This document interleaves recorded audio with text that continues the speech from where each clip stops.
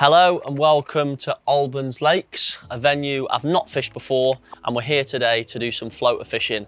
I can't wait to get started. I've not done floater fishing enough this year. Super hot, 23 degrees, and I've heard not only is there a lot of carp in these lakes, but there's some really nice ones too. We've got two lakes to choose from, both heavily stocked and very good form on the floaters. So let's get to the van, drive around to the lakes and get started.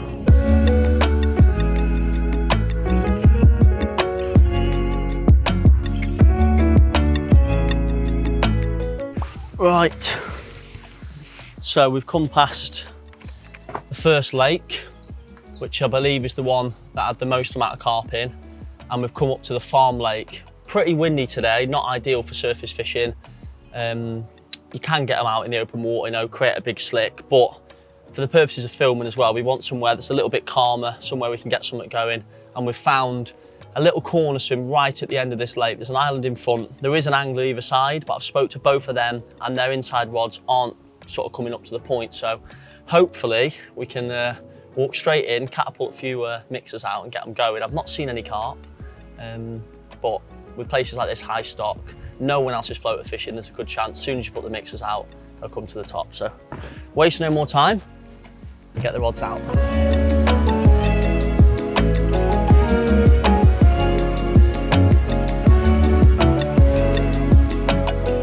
Right, not the best start to say. Yeah, geese came in after about 10 minutes, annihilated the mixers, and there's a lot of them, too many to sort of put some mixers in the edge and feed them off. I put some bait down the right hand margin, looked really nice and slack, and I put some bait along the island. We haven't seen any carp come up and show any interest. Like I say, the birds have been a problem, and also there is people fishing on the bottom right and left, and they're recasting quite a lot. So I don't actually think there's many carp in this bit of water. It's flat calm, it looks bang on, but I think I'm gonna give it 5 more minutes. The birds have momentarily drifted. If nothing comes up on the move, probably fishing open water and just putting loads and loads of bait out. On the plus, my first time using the little dot spod, it's the new one, and it's perfect for floater fishing. There's a little latch on it. Once you put the bait in, you clip that onto there, that goes in, and as you hit the clip, it opens in mid-air and fires out the bait further. So where I'm trying to get bait to the island, say the fish were feeding, I don't want to land the spod on their head, hit the clip in the air, I can even pull it back so it lands sort of 20, 30 yards away from the fish and the bait will spray on top of them. So first time using it, seems pretty good. Be nice to use it when there's fish feeding though.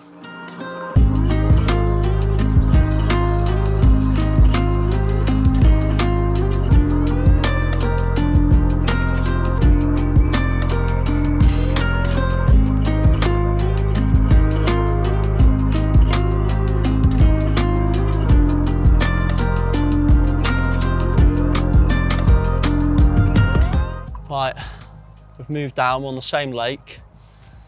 Not ideal, a little bit choppy, but as soon as we walked into this swim, we've noticed 3 things. No anglers, no birds, and a carp shown right on the end of the wind. So I'm gonna put quite a lot of bait out, probably 10 of these little mini spods, and just let it spread itself along, probably work its way up to that bank, and I'm hoping they're gonna start pac-manning. When it's windy like this, it is harder to get a bite because obviously you can't see what's going on. There will be a slick from the oil in the bait, but yeah, if 20 carp come up and start going mental, I'm sure we'll still be able to get a quick bite.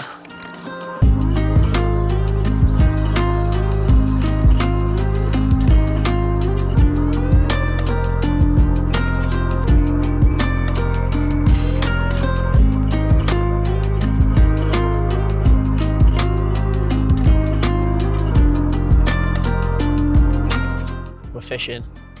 Nothing came up for half an hour, kept putting the bait in, and eventually 2 carp come up and started taking pretty confidently.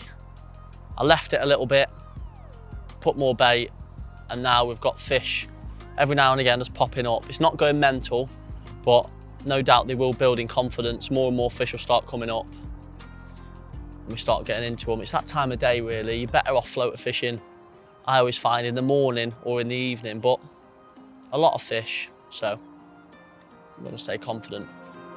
Oh, there's a few of them out there, look. Oh! Close. Here we go, here we go. Here we go. Oh! The float went as well that time. Yes, took the bait off. Yes, they're going for it now. About 3, 4 of them then, feeding. As soon as I put the rod down, I'm going to get a bite, watch. What? Did I? No, I'm in. Didn't I just say that? I said, as soon as I put the rod down to get some more bait out, I looked one. You did get mugged off to start with as well. Did I? Fish on.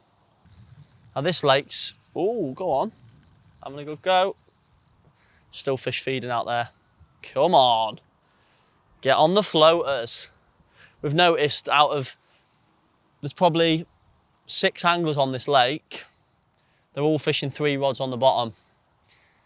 It just shows no matter how many times people go floater fishing and say how good it is, some people just don't want to do it. And for the people who enjoy it, that's the difference, because you can turn up for a couple of hours, go to a little quiet corner and have a brilliant bit of sport.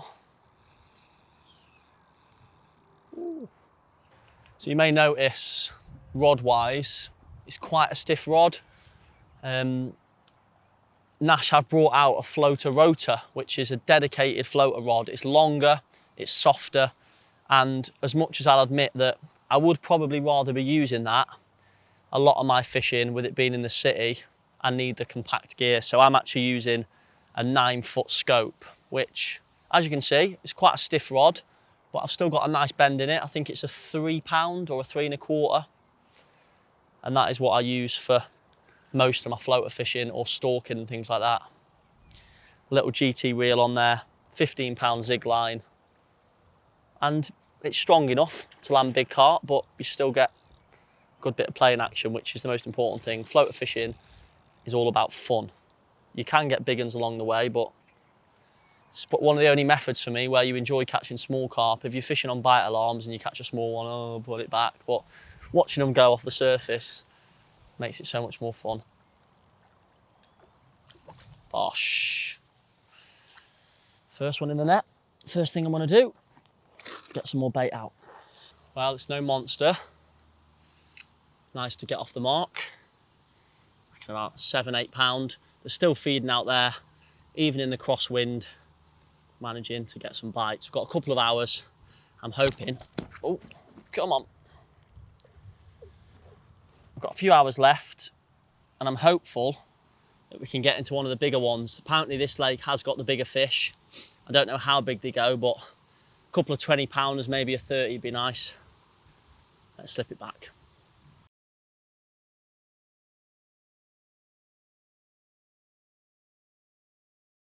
Right, so whilst I'm tying a new hook on, I'm just gonna touch on what I'm using. So I've got a bolt machine at the top end.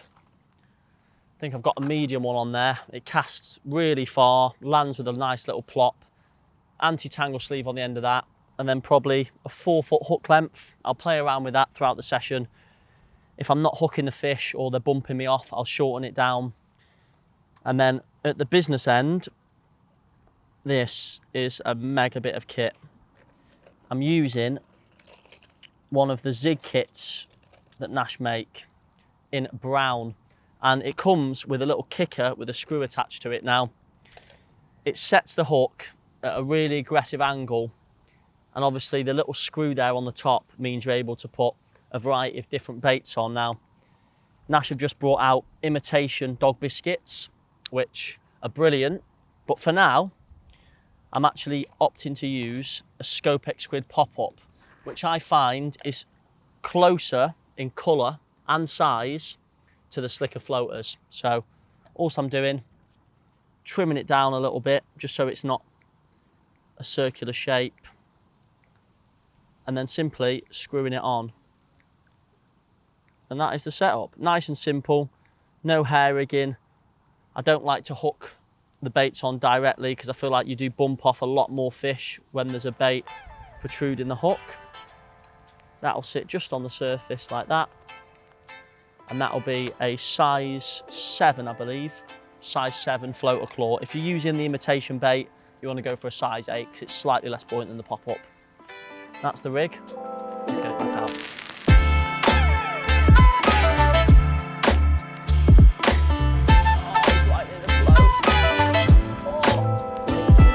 Yep, fish on. Fish on.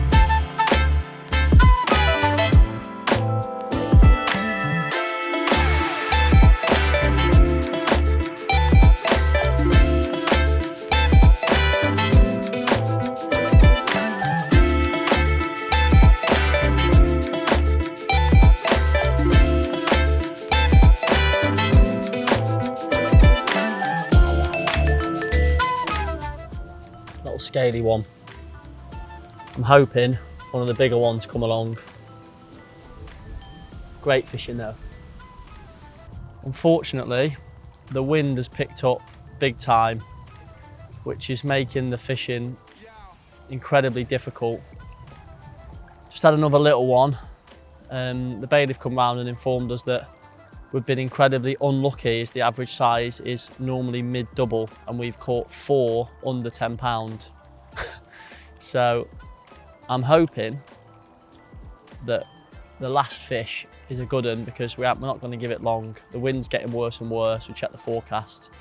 So give it another half an hour, 45 minutes, try and get a better one and then call it a day. To be fair, I've still enjoyed myself. It's not been easy, but it's lovely weather, 20 degrees, feels nice and comfortable with that little gentle breeze. So one good fish and I'll leave happy.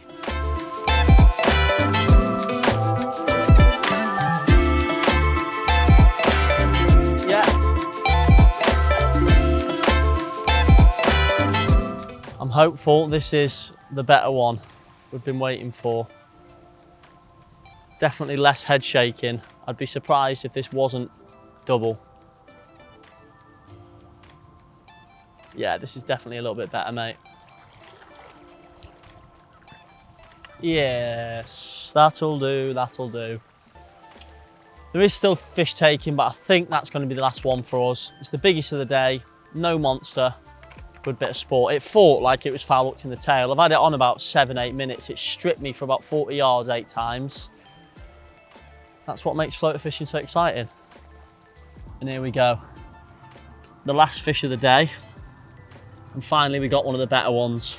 Spawned out, I reckon this fish was probably close to mid-double before that.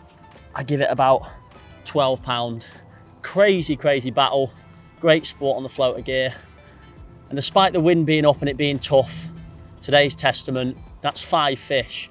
A lot of people fishing on the bottom probably will have nicked 1 or 2 today, so don't rule out floater fishing no matter how windy it is.